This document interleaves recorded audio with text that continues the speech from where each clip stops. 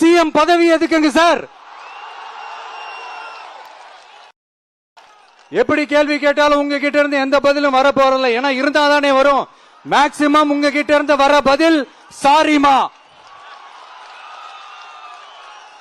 தெரியாம நடந்துருச்சுமா, இல்லனா நடக்க கூடாதது நடந்துருச்சுமா, சாரிமா, அவ்வளவுதானே. இந்த வெற்று விளம்பர மாடல் திமுக சர்க்கார் இப்ப சாரிமா மாடல் சர்க்காரா மாறிடுச்சு.